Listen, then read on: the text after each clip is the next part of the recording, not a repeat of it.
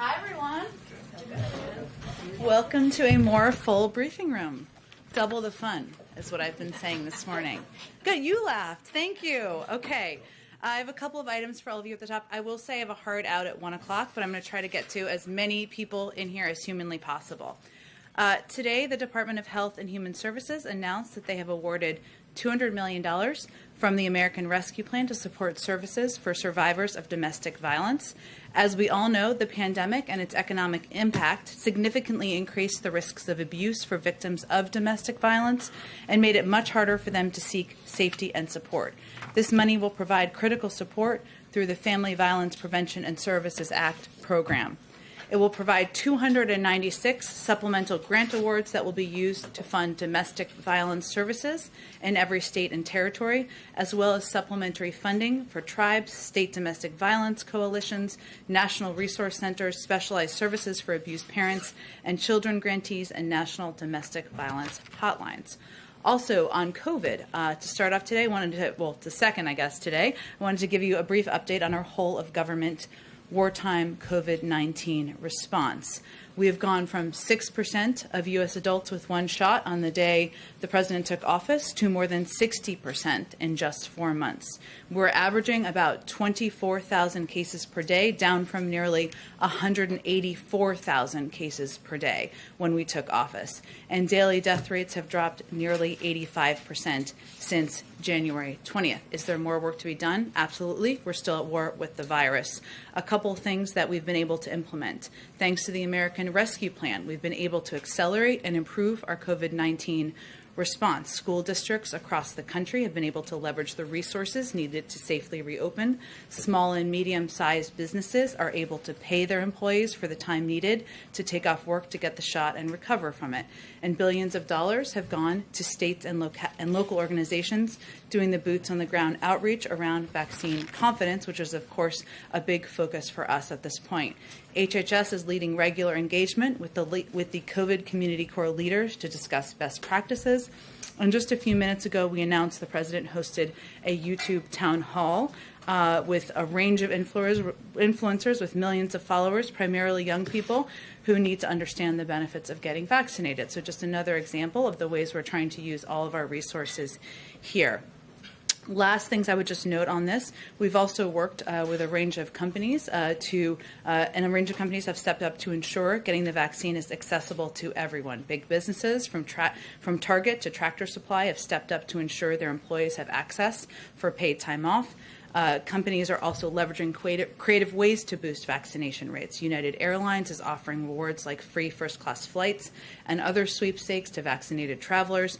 And starting today, Uber and Lyft will be offering free rides to all Americans to vaccination sites until July 4th.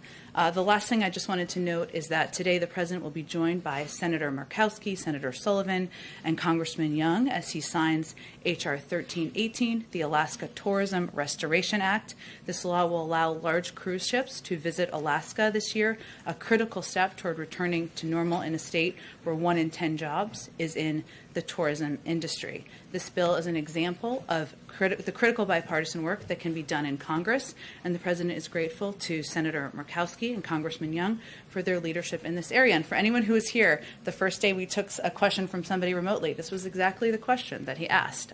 So here we are just a few weeks later. With that, Darlene, why don't you kick us off? Thank you. You didn't say when that bill signing is taking place. Is that today? Yes, this afternoon. Okay. And then on infrastructure, can you say what the White House is expecting next from Republicans after the White House dropped the price tag last week and following that very sharp statement from Senator Capito's office? What are you expecting from Republicans on that front? Well, the ball is in the Republicans' court. We put forward a proposal on Friday that I detailed extensively here, and you all saw the details of that proposal in the written summary that we provided transparently to all of you. And our reasonable counterproposal cut $550 billion from the president's original proposal, including to some areas that were core priorities, continue to be core priorities to the president, investing in infrastructure. The last counteroffer that came from the Republicans just came up $50 billion. So our concessions went 10 times as far as theirs. So the ball is in their court. We are awaiting their counterproposal. We would welcome that. We're eager to engage and even have them down here to the White House once we see that counterproposal. Are you expecting the two sides to have more discussions this week, either here or up on the Hill? Well, I'll say we have remained closely in touch at a staff level and senior staff level here with members and with their teams over the course of the last several days. That will continue. And again, we look forward to seeing their proposal. Go ahead. Thanks, Jen. I want to big picture as the country gets ready to mark the anniversary of George Floyd's death, if you will. After that happened, the president called this a wake-up call to the nation. Given where things are here in Washington with police reform, has anything actually changed since Mr. Floyd was killed as it relates to policing and black and brown people in this country? Well, let me first say that the president is still very much hopeful that he will be able to sign the George Floyd Justice and Policing Act into law. And we are, of course, very closely engaged with the negotiators, while also leaving them room to work. And just on Friday, the president spoke with Senator Booker. We've also seen that Senator Scott has publicly said that the key for us is to keep making progress. And we're going to keep supporting those efforts. I would say it's hard for me to assess from here, community to community, where we have seen progress made. Certainly, the death of George Floyd, the tragic death of George Floyd, has unfortunately elevated into the public eye, thanks to the reporting from many of you, the need to put reforms into place, the need to rebuild trust in communities. And we're certainly hopeful that that activism, that engagement will help move this legislation across the finish line. And then a look back over the weekend and over the last year. This past weekend, there were more than a dozen mass shootings across this country. 4,000 more people shot and killed by guns in 2020 compared to the year before. Is there a crime problem in this country? Well, I would say certainly there is a guns problem, and that's something the president would say. And there are communities where local violence and community violence is an issue, and that's one of the reasons that we have proposed and have now are implementing funding for community violence prevention programs across the country. I will say that we don't often highlight, and you just gave me the opportunity to, the fact that between mass shootings that get a lot of attention, that we lower the flags, there are hundreds, thousands of people who lose their lives. And that's one of the reasons the president will continue to advocate for the Senate passing universal background checks, but also advocate for actions in states where we have seen the greatest level of activism over the past several years. Does COVID have anything to do with the increase in numbers that we've seen in the last year? In terms of local community violence, it's an interesting question. I'd have to ask our team to check on that. I know as I started off this briefing giving an update on that, we've seen statistics on domestic violence, and obviously we know that there are the loss of life at the hands of gun violence is often too often suicide, can be domestic violence, and we've seen statistics as it relates to the impact on mental health, but I'd have to check with experts on the assessment of that. Go ahead. Thanks, Jen. Are U.S.-based airlines safe to fly over Belarus right now? Are U.S. airlines safe to fly over? There's not been an update, I don't believe, by our airline industry or by those who monitor the airline industry in the government in terms of giving new assessments or new recommendations on that, and I'd certainly defer to them. And then kind of following up on that, in terms of actions is the U.S. working with NATO? What's the president's approach right Sure. now in response to what occurred over the weekend? Sure. Well, first let me say the president was briefed. He's been kept abreast, of course, but he was briefed this morning during his PDB by his national security team. Our national security advisor, Jake Sullivan, also raised our strong concerns on this issue, the actions of the government of Belarus with the secretary, with his Russian counterpart during their phone call this morning, which we provided a readout of, and it was largely, of course, focused on moving the ball forward on getting to a meeting, but he also raised this issue. We certainly, since you gave me the opportunity to do this, condemn the Lukashenko's regime's ongoing harassment and arbitrary detention of journalists simply for doing their job. This was a shocking act, diverting a flight between 2 EU member states for the apparent purpose of arresting a journalist. It constitutes a brazen affront to international peace and security by the regime. We demand an immediate, international, transparent, and credible investigation of this incident. We are in touch with a range of partners bilaterally and through multilateral channels from NATO, the OSCE, UN, EU, and others. And we have nothing to read out at this point, but we will continue to coordinate closely with them. And just one more quick one, since we're in kind of a critical week on infrastructure. Does the president have a trigger, or is he identified, like, all right, this is, if I see this, we're walking, or if I see this, we're going to keep this going past Memorial Day? Do you have that laid out kind of in black and white inside the White House right now? I would say we're eager to see their proposal and see what they have to offer. And I think it doesn't take anything more than simple math to know that if we came down by $550 billion and they came up by $50 billion, they have a ways more to go. Go ahead. President Putin and President Lukashenko are very close friends and allies.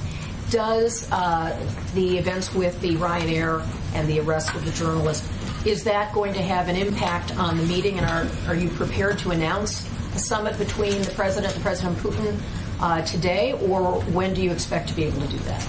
Well, I will say that as we provided in the call readout, our national security advisor did have a call with his counterpart, and it was an important step in that call was an important step in the preparation for a planned U.S.-Russia summit, the date and location of which we're not ready to announce at this point yet, and we're still working on the details. I will say that while our focus and the purpose of a meeting like this will be to move to a more stable and predictable relationship with Russia after several years where it has not been exactly that, and we believe we can do that in a constructive manner, it does not mean that we will hold back on areas where we have concern, as you've seen over the past several weeks, where we have simultaneously issued an invitation to have a meeting while also putting forward sanctions for actions that we find unacceptable. And so certainly the fact that our national security advisor raised this issue is evidence of that, while also having a conversation about how we can move forward our planning on the summit. On another subject, can you give us a sense of what the meeting with the George Floyd family will look like tomorrow? How many members of the family will participate? Do you expect that to open for coverage? What should we expect? I certainly can. So tomorrow the president is hosting members of the Floyd family here at the White House to mark the anniversary of his tragic killing. This is going to be a private meeting, and we certainly will also put out a statement from the president marking the anniversary, a day that certainly impacted him personally and impacted millions of Americans, but he wanted this meeting to be private in order to have a real conversation and preserve that with the family. He has a genuine relationship with them, and the courage and grace of this family, and especially his daughter Gianna, has really stuck with the president, as you have seen him talk about Kelly and others many times over the past several months. So he's eager to listen to their perspectives and hear what they have to say during this meeting. In terms of the people who are attending, it is, Gianna, his daughter, of course, will attend. Roxy Washington, his mother. Bridget Floyd, his sister. Philanese Floyd, his brother. His brother's wife, Keita Floyd. Rodney Floyd. Another brother, Terrence Floyd, another brother, and Brandon Williams, who is George Floyd's nephew. So it will be a full family attending this meeting with the president tomorrow. Obviously, there's a deadline associated that the president asked Congress that will not be met. Yeah. There's also been deadlines related to infrastructure, with Memorial Day wanting to see real progress. Is the president concerned that setting deadlines on some of these key priorities has not been enough of a catalyst to get action? Is that a sign of how he's approaching this not working, or a sign of something else? I mean, these are key deadlines that you've set, and some of them are not being met. Well, first I would say on the American Jobs Plan, our timeline is really our own timeline, and that is that we will be able to assess. We will assess internally as we go into Memorial Day weekend where things stand, what the next steps are, and where we go from here. That can take a range of formats. As it relates to the George Floyd Act, the president used the opportunity of his joint session address to elevate a piece of legislation that is working its way through with bipartisan negotiations, because he felt it was important to elevate it and important to put out a bold and ambitious agenda. Now, it's clear by the negotiators and by the fact that tomorrow is the anniversary, that's not the timeline that the passing of the bill will be on. But he is encouraged that there's ongoing progress and that there is a sense from the negotiators that there's a path forward, and he believes he can continue to press on that. Go ahead. Thank you. On the origins of COVID, there's a new Wall Street Journal story that 3 researchers at the Wuhan Institute of Virology were hospitalized with symptoms consistent with both COVID-19 and common seasonal illness in November of 2019. That's something that is apparently known to U.S. intel officials. So why isn't President Biden pushing for more access, more information to get to the bottom of exactly what happened? We are. And we have repeatedly called for the WHO to support an expert-driven evaluation of the pandemic's origins that is free from interference or politicization. Now, there were phase 1 results that came through. We were not, during that first phase of the investigation, there was not access to data, there was not information provided. And now we're hopeful that WHO can move into a more transparent, independent phase 2 investigation. But with 589,920 dead Americans, at what point does President Biden say, we don't want to wait for the WHO, we don't know what they're doing, this needs to be an American-led effort to get to the bottom of what happened? Well, first of all, we need access to the underlying data and information in order to have that investigation. And why not? But he talks all the time about how he's known President Xi for a long time. So why can't he just call and we need ask them him for that information? I think you're misunderstanding how this process actually works.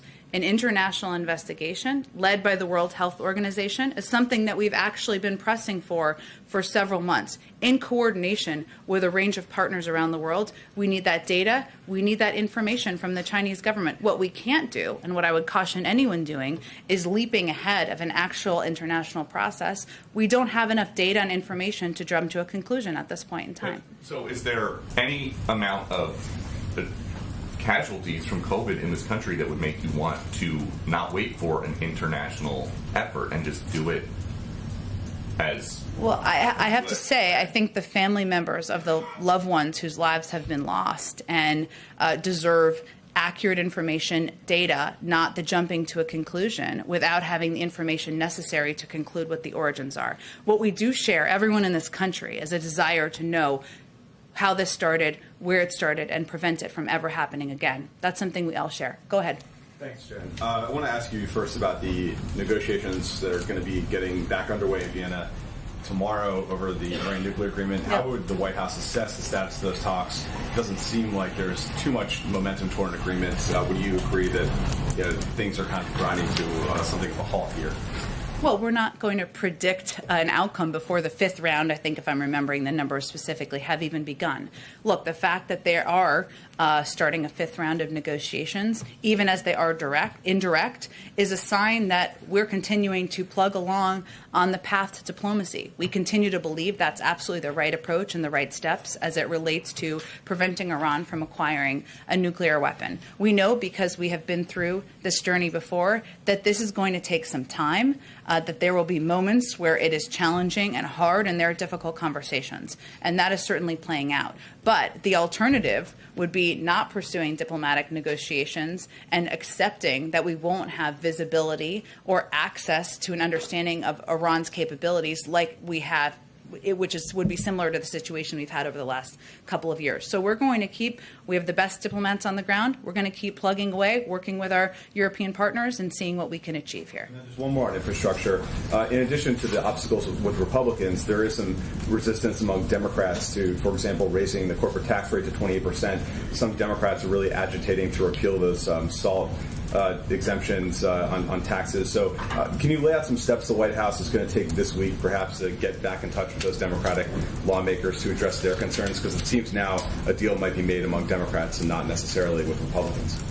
Well, first I would say that we've had about 500 engagements, if not more at this point, with members, their staffs, their teams over the past several months on a range of issues, including the American Jobs Plan, including Democrats. So I know we talk a lot in here about negotiations with Capito, but I don't want that to confuse the notion that we are talking with Democrats, with Leader Schumer, with Speaker Pelosi, with committee chairs all the time about what their priorities are, what they'd like to see in a final package, and that's vitally important to these negotiations moving forward. I will say that the president has been clear. He is quite open to a range of mechanisms for paying for these proposals, including raising the corporate tax rate to a lesser percentage. It's all about how you pay for it, right? So it's a matter of numbers. We've just put up forward a proposal that lowers the cost of the overarching package by $550 billion. That requires less money. Not a mathematician, but that is true. So there's opportunity there. What we have not seen from the Republicans is any proposal on how to pay for it that doesn't raise taxes on Americans making less than $400,000 a year. And as it relates to the SALT deduction, we have heard from members. We're open to having those conversations. That is not a revenue raiser, as we know. That costs more money. So that would require more ways to pay for it. Just any specific engagements with those Democrats to read out that might be happening this week? I'm happy to see if there's more that we can provide from our team. I will say that we're in constant touch with a range of Democrats, from the Problem Solvers Caucus, to which I know are quite focused on the SALT deduction, or a number of their members are, to leadership, to ranking members, but we can see if we can get a summary for all of you. Sure, go ahead, Jeff. Jen, just a couple follow-up questions. First, on Russia, is it the White House's belief or assessment that Russia was involved in the Belarus decision on that plane? I wasn't trying to jump to that conclusion, only to convey that, as Kelly noted, there has been a close relationship. And so as we're discussing ways we can engage to convey our point of view on the actions by the government of Belarus, that we're going to do that through many channels. Our ambassador in Belarus has also conveyed that directly. Okay. Follow up on the China Wuhan question. Can you just give us a sense of the White House's view of that report that the Wall Street Journal cited? Is it accurate? And do you have any concerns that it may have been politicized? I would say in terms of the report, which was specifically about individuals being hospitalized, we have no means of confirming that or denying that. I mean, it's not a report from the United States. What I was conveying in response to Peter's question is that it doesn't mean we can draw a conclusion. We don't have enough information to draw a conclusion about the origins.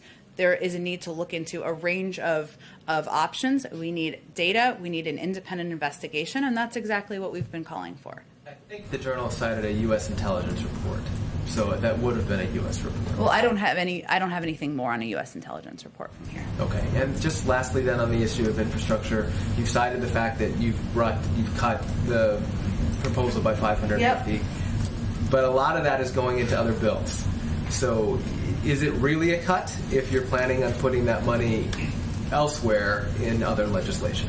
Some of it is, not all of it is, and we've certainly come down from our proposals, and there's also bipartisan support for a number of those proposals to move them forward. So at the end of the day, though, we have put forward a proposal. We've put forward a way to pay for it. We have come down from our original proposal a great deal, and we look forward to Republicans putting forward their own counterproposal so we can continue to negotiate. Go ahead, Ouija. Thanks, Jen. So on the COVID report, are you saying that the administration did not learn about these 3 researchers seeking hospital care until the Wall Street Journal reported it? I don't have anything more on that for you. Okay. On the Belarus plane, does the president consider the forced diversion a hijacking or not? I don't have a new definition of what happened here other than to convey that it was obviously we're outraged, as the international community has expressed, and we have expressed as well. And we think this was a brazen affront to international peace and security by the regime. At this point, we're not legally ready to change any of the existing language regarding the terms hijacking and sanctions. Obviously, there are processes to consider that. Thank you. And does the president plan to speak with President Lukashenko about this, or has he already? He has not spoken with him to date. I don't have any calls to preview. Our ambassador has spoken with him directly, or spoken with the leader, the government directly, I should say.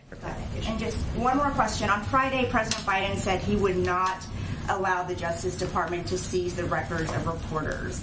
Has he communicated that to Attorney General Garland? And if so, how did he communicate that?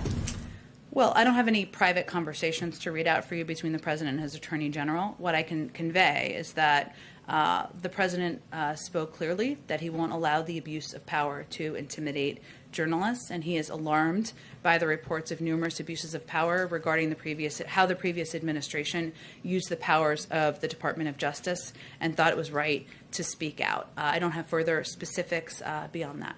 Without revealing any private conversations, is the Justice Department aware that they are not to seize the records of reporters?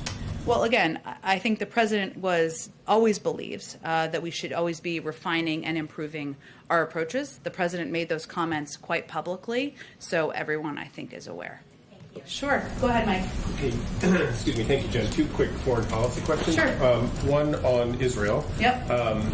Obviously, the ceasefire seems to be holding for now, but there's challenges ahead, obviously, for the president, who is under pressure, I think renewed pressure even today from the left, to do more for Palestinians and to do more to protect and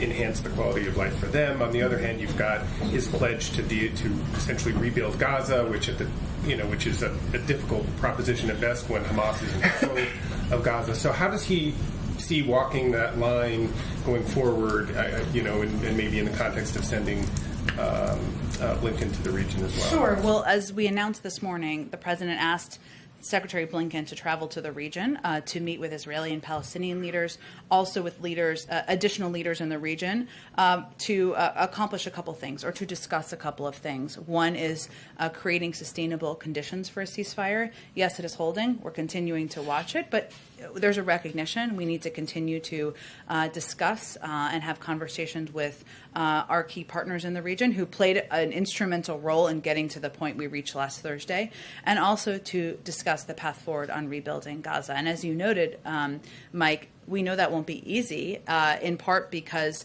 we want to prevent funding from going to Hamas. We obviously don't communicate directly with Hamas, given they're a terrorist organization. A number of countries in the region do. And so the Secretary's trip over the next couple of days will be focused on those objectives, and I'm certain he'll have the opportunity to provide a readout to the President when he returns. Thanks. And then on Russia, there was a part of the statement this morning which mentioned strategic stability and the interests that the United States has in working with Russia towards strategic stability, which usually refers to sort of nuclear cooperation and the limiting of potential problems that could emerge from the spread of nuclear technology. So is that should we see that as a signal of something that the president particularly wants to talk to President Putin about? And is that also a signal that maybe you're pretty optimistic that this summit is actually going to happen in a matter of weeks, because you're already at that stage where you're talking about that level of agenda? Well, I think we specifically put in the readout that the discussion was an important step in the preparation for a planned U.S.-Russia summit, because we feel we are continuing to make progress toward that, even if we're not at the point where it's final and prepared to announce. In terms of cooperation on nuclear capabilities and threats. I will note that this is one of the areas, even with the heightened level of tension with Russia over the past several years, where when the president came into office, one of the first items on our agenda was extending the START treaty for 5 years. And obviously now we have 5 years from now for that, but also they're an important partner as it relates to the Iran nuclear negotiations that were asked about earlier, because they are a member of the P5+1. So while we're not quite at the point of conveying what the breakdown would be of a potential summit, that's not yet confirmed, I would say that discussion, continued cooperation on nuclear stability would, I suspect, be a part of the agenda. Go ahead. Thanks, Jen. Staying on foreign policy, a couple questions on Venezuela. Sure. Would the administration be willing to ease sanctions on Nicolas Maduro as a gesture of its willingness to engage and to facilitate talks with Juan Guaido? I have not been given any indication that's in the works, but obviously we continue to consider a range of steps with, our global relationships around the world, including Venezuela. Does the administration have any reason to believe that Maduro is serious about negotiating his own exit? I really don't have an assessment of that. I'm happy to talk to our team that oversees, that handles Venezuela, and see if there's anything more we can convey. Is the president personally involved in this policy portfolio? What is his involvement, and does he see a window of opportunity in negotiations? Well, the president is briefed regularly on a range of our global engagements, and obviously we have a talented team that manages relationships in the Western Hemisphere, both here and at the State Department. I don't have an assessment from the president at this point in time. He takes recommendations and considers them from his national security team. Go ahead. Thank you. What's the president's view on the January 6th Commission standoff? Does he share the thinking of some who say comparing the day to 9/11 and that it should be treated as such with that kind of seriousness? And if he does, would he take some steps himself, like address the nation, or really get involved himself if the Republicans don't go along with it and there is no bipartisan position? Well, we're not quite there yet. There are ongoing discussions and negotiations. The president believes the attack on the Capitol on January 6th was an unprecedented assault on our democracy. He's repeatedly conveyed that to the American public and spoken and said that in public addresses. He doesn't feel this is a political issue. This is really a question of how we secure our democracy and the rule of law. We saw 35 Republicans join Democrats in supporting a commission moving forward. We're talking about action in the Senate. And certainly we are going to continue to encourage Republican members to do the right thing, but ultimately it's up to them. But would he get involved if they drop the ball? We're not there yet. We're here every day, so we'll have a discussion if that's the point we're at. Go ahead.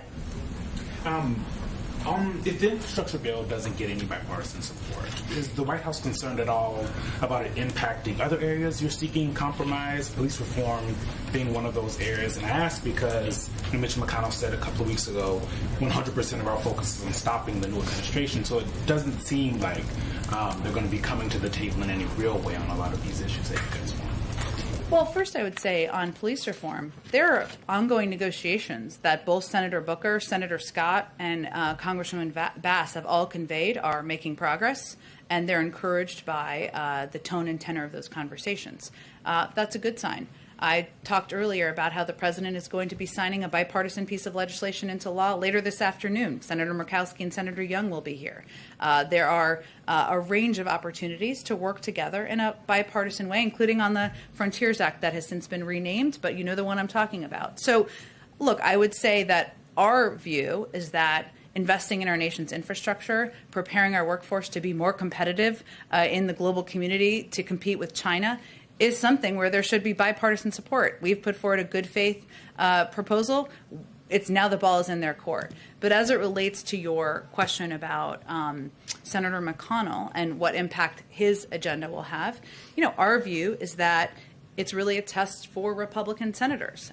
Do they want to find common ground? Do they want to engage with the president about moving an agenda forward for the American people, or are they going to take all of their direction from leadership? And we see there's opportunity to move forward in a bipartisan manner, even with those comments made by Senator McConnell.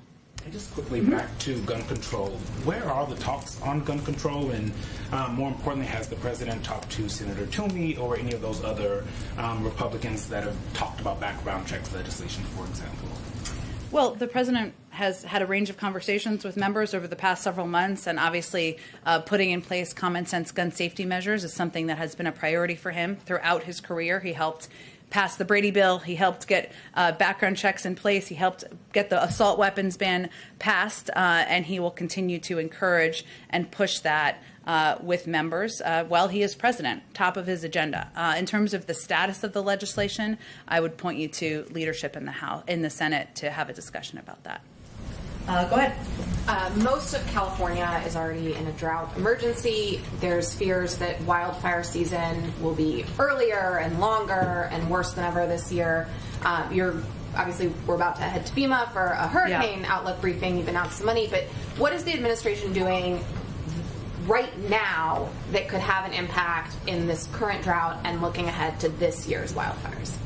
Well, it's a great question, and I'd love to get you a more detailed answer than I'm going to have in front of me in this moment. I will say that there have been internal briefings through the interagency, through cabinet-level interagency meetings and discussions about how to address not just hurricane season, but also the approaching season, wildfire season.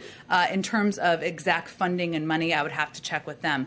Let me just note, if I may, that in advance of the president's visit to FEMA, we are announcing, as you may have seen, $1 billion. We will direct $1 billion for communities, states, and tribal governments into pre-disaster mitigation resources to prepare for extreme weather events and other disasters. And we certainly know that part of this effort is preparing communities for hurricanes, but also for pending forest fires that we know have impacted many parts of California. We know where they may impact, and our effort now internally is to get ahead of that and work, use every lever we have in government in coordination with local and state authorities to make sure we're as prepared as we possibly can be. But we will see if there's more specifics we can get you as well. Go ahead. Yes, on the Alaska Tourism Restoration Act, one of the things that environmental groups like Friends of the Earth have said is that the coronavirus-induced pause in big ship cruising has given the government an opportunity to kind of reconsider the environmental impact of cruises and modify the regulations. Is that something that the administration is considering? I would say the Department of Transportation would oversee any new regulations or recommendations for that as it relates to the cruise industry. So the legislation, as you know, is a positive in our view because it helps reinvigorate an industry that accounts for a great number of jobs in Alaska and jobs that have been on hold for the past year plus. Maybe more broadly, then, is the human impact of the environment something that has been revealed by this pandemic, something that the administration takes into account when it's focusing on the better part of building back better? The human impact in general of the cruise industry? In general, across the board. I think we've seen evidence that the environment has flourished at times because of decrease in industry. Is that something that when you're thinking about building back better, is worth taking into account? Sure. I mean, I think if you look at the American Jobs Plan and proposals the president's put forward, including his ambitious goal of reducing greenhouse gas emissions by 2035, our view is that clean energy jobs, investing in clean energy jobs, which can help the environment, help ensure that we are protecting our Earth for our kids and our grandchildren, can be done simultaneously while creating jobs. So I think that initiative or that viewpoint is central to how the president sees his agenda. And certainly we've seen interesting data, I think, that you're alluding to over the past year as we've seen a slowdown in some industries. But our objective is ensuring that we are investing in a sustainable way to ensure that we can create a system that's creating millions of jobs while also, protecting our environment over the long term. One other thing on cruises, one of the reasons why they've been able to restart cruises from Washington to Alaska is because these cruise lines are testing people or asking for the vaccination proof from the guests on these cruises. That's something that state law in Alaska and Washington allow them to do, to abide by these CDC guidelines. Florida isn't doing that. Florida's passed a law that prohibits vaccine passports. Does the administration have a view on these kind of laws and the impact that they might be having on the cruise industry in Florida? We don't. I will say that we are not instituting vaccine passports from a federal level. We certainly understand that industries will make their own decisions about how to continue the work they need to do. Go ahead. Just a point of clarification, I guess, on the infrastructure. So if Memorial Day comes and goes, and the White House is not any more satisfied than you are right now with the Republican offer, is that the point in which the president asks Senate leadership, Democratic leadership, to begin reconciliation? We're not quite there. We talk. We're obviously in touch and working with Senator Capito and a number of Senate leaders, committee ranking members who she brought to the table. We're looking forward to hearing a counterproposal from them. We also, as any White House does, continue to talk with, maybe I shouldn't say any White House, our White House does, continue to talk with a range of members. The president's looking forward to seeing Senator Murkowski later this afternoon and Congressman Young, and we'll continue to look for ways to move forward in a bipartisan manner. We're not quite there. We'll do this every day, see where we go this week. One more point of clarification, if I may, on the Belarus, the Ryan airplane. Is part of this trying to get a sense of sort of how you classify what Belarus did before you sort of figure out what sort of approach, what sort of consequence may follow? There certainly is a process I mentioned in response to Weijers' question about classifying, right, what it looks like from our standpoint. I'll also say that an important part of our effort is to coordinate closely with our partners around the world, and so we've been in touch with them over the last period of time and will continue to be as we assess next steps. Go ahead. On the mitigation funds for FEMA for wildfires, about $1.7 billion. On those monies, do they come from any? Does that take away from any of the things that have been done with vaccination efforts using FEMA money? I do not believe so. Let's see. I can get back to you though on more specifics about where the funding comes from. But there are, obviously we, like any administration, prepare for managing and planning ahead for hurricane season. So it's a reflection of that. And one final thing on gun control. Sure. They've had a hard time in the Senate moving through with the background bills. With the legislative calendar so packed, do you expect anything before the August recess? Or is there, if it goes into next year with an election year, it's pretty dim. So what kind of push is the White House planning to make on that? Well, I will say that the president believes that we need to continue to press for progress on gun safety measures. And the fact is the two pieces of legislation that have moved through the House are for universal background checks. That's something that's supported by more than 80% of the country. And so it shouldn't be a political issue. I know it is. We recognize it is. But the president will continue to press for those pieces of legislation moving forward. He also believes that there's an opportunity for activism and progress in states, as we've seen on a number of initiatives, whether it's red flag laws, and he took some steps to provide guidance through DOJ for states to put in place red flag laws, or additional background check legislation in states. So there's a number of levers that can be pushed.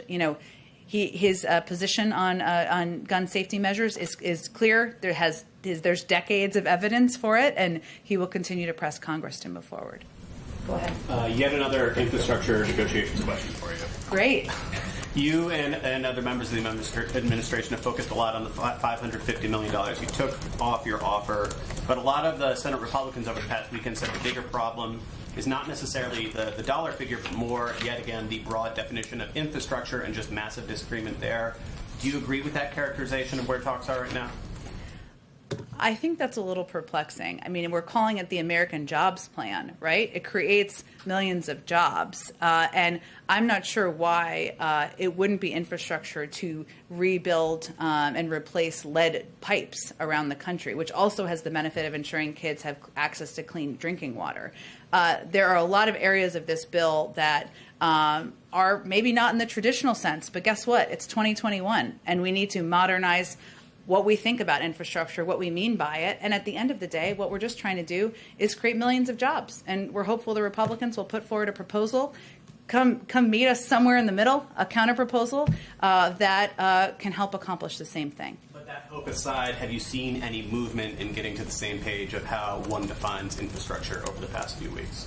I would say we kind of refute that as the basis of discussion here. At the end of the day, what we proposed is the American Jobs Plan that would invest in, yes, our nation's infrastructure, modernize it, create millions of jobs, make us more competitive, put people back to work, and that's what we're having a discussion about. And we welcome a counteroffer from the Republicans. The ball's in their court. Go ahead in the back. Thanks, Jen. I have a couple questions on TPS. It was just granted to 100,000 Haitians Yes. and just announced for Burma. There's hundreds of thousands of Hondurans who were affected by hurricanes Eta and Iota, and they're also waiting for TPS. And then also along that line, on October 4th, hundreds of thousands of Central Americans are losing that protection. Is the president aware of that deadline, and is he willing to guarantee to all these hundreds of thousands of people that have made their lives here in the U.S. that they will be protected if Congress doesn't do what or pass the protection for them? Well, first let me note that over the weekend, the Secretary of Homeland Security, Mayorkas, announced a new 18-month designation of Haiti for temporary protection to protect status, and as you noted, there are about 100,000 Haitians who could be eligible for that. In terms of assessing or making recommendations on TPS status, that would really be something that would be done by the Department of Homeland Security and the State Department. Certainly, the president is aware, and certainly aware of the plight of many people across the world.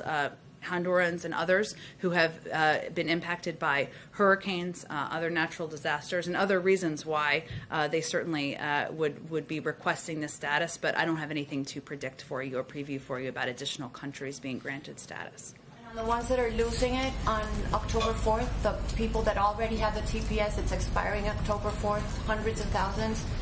There were families, 30 people that were just marching in front of the White House. Absolutely, and we're certainly aware of that. And October 4th is several months away from now, but it would be, again, a recommendation and decision made by the Department of Homeland Security and the State Department. And the last thing that I have is there was a meeting here at the White House with members of the Hispanic caucus.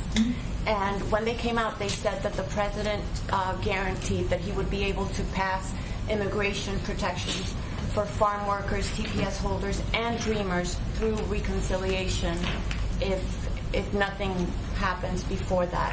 When is there a deadline on that? Is there a time when patience runs out, as we were talking about with infrastructure and jobs plan, and the White House just decides to go along? Well, I know that meeting was a couple of weeks ago, I guess, several weeks ago, and we've spoken to it since then. That sounds like it was a bit of a garble of what the president actually conveyed, because the president doesn't feel that reconciliation is the preferred path forward for moving these areas, priority areas of immigration forward. He did talk about in his joint address the fact that where there is agreement, which there is great agreement on dreamers and even an agreement on farm workers on moving this forward, we should move things forward in a bipartisan manner, and we'll continue to press for that. Last question. Is the vice president planning on going to the border? I know she's handling this. Why hasn't she been there? Is she planning in the future to go and see what's going on firsthand?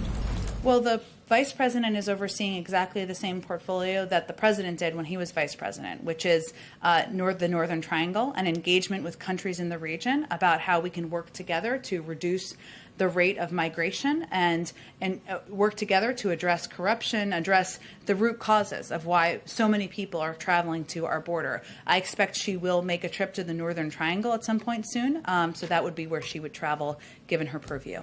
Go ahead. On infrastructure, is the budget proposal that's coming Friday going to incorporate the original infrastructure plan into it, or this revised, smaller one? Or can you tell us anything about how you work infrastructure into the budget on Friday? Certainly, the American Jobs Plan will be a part of the budget proposal that we put forward on Friday, but I'm not going to get further ahead of what that will look like. You'll have to tune in on Friday. Come back. Can you tell us if this Washington Post story on Friday that said this budget is not going to include the public option or a plan to reduce prescription drug prices, is that correct? Well, the budget will, the budget language and the budget documents will certainly talk about the president's priorities, which include lowering the cost of prescription drugs and moving forward on a public option. But this budget proposal is about a proposal for the next, which will encompass a number of his proposals he's already put to date. But certainly in the budget documents we put forward, it will highlight and emphasize his priorities as president. Go ahead in the back. Thank you, Jen. The SALT deduction mostly benefits wealthy people. Studies have shown that. Given the concerns about income inequality in this country, given concerns about deficit spending, does President Biden support doing away with the SALT deduction as opposed to just lifting the cap, which some Democrats want to do? Well, again, I think, Peter, as you know, it requires money, and the president did not put it in his original proposal because he felt there were other areas that warranted his support and would help benefit a larger swath of the American public. But we also know that there are a number of Democrats and others, Republicans too, of course, who support different iterations of this, I think it's fair to say, and he's open to hearing from them and to discussing with them. But as we're in the midst of negotiations, it would require paying for these proposals, and that is not a revenue raiser. Go ahead in the back. Thank you, Jen. The White House hosted President Moon of South Korea last Friday. It was one of the first indoor large gathering involving foreign visitors. So he already got vaccinated, fully vaccinated with 2 doses of AstraZeneca vaccine. Is there a list of vaccines that the White House accept as proof of vaccination? Because AstraZeneca is not approved by FDA yet. Well, I don't have anything to read out for you in terms of specific requirements of attendees. That's not something we're requiring here, as I think I read out on Friday, for attendees for events. We had an event last week where we signed into law the COVID hate crimes legislation. Obviously, people who are attending events at the White House would be tested. That's part of the requirement, but I don't think I have anything more for you on that.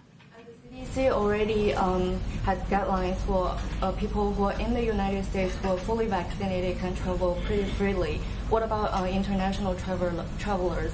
Will there be any same rule apply to international travelers? We continue to review, our health and medical experts continue to review the data, and we would certainly refer to them on when they feel safe to ease those restrictions, and we certainly understand the desire of many people around the world to come here and many people here to go travel around the world. Go ahead. If I could just go back to Belarus, what does the president view as the most concerning action taken by President Lukashenko? Is it arresting Mr. Protasevich on trumped-up charges, or is it diverting the plane to land it and then to arrest him? I mean, I think they're both outrageous and concerning. So if the U.S. believed the charges against Protasevich were legitimate, as it did with Edward Snowden in 2013 when the Bolivian president's plane was forced to make an emergency landing in Vienna because we thought Snowden might be aboard, would the U.S. still object to the method used? Again, I think I've given an extensive comment on this specifically. We're working with our partners around the world. I don't think I have anything more for you. Go ahead in the back. I have a couple of questions. One's on the southern border and another one on Colombia. Sure. This administration is still using Title 42 to expel asylum seekers based on public health concerns. The UN High Commissioner for Refugees has called this government to swiftly end Title 42. Is that the intention? And is there a time frame that you're working on, specifically now that the country is rapidly opening up? Well, we are still at war with the virus. Yes, there has been progress made, but we are still in the midst of a public health crisis. So at this point, we are still implementing Title 42, and we have not changed our policy on that. I don't have any time frame for you. If I may. Go ahead. Is President Biden concerned that the U.S. might be violating the Universal Declaration of Human Rights by not accepting new asylum requests? In terms of from where?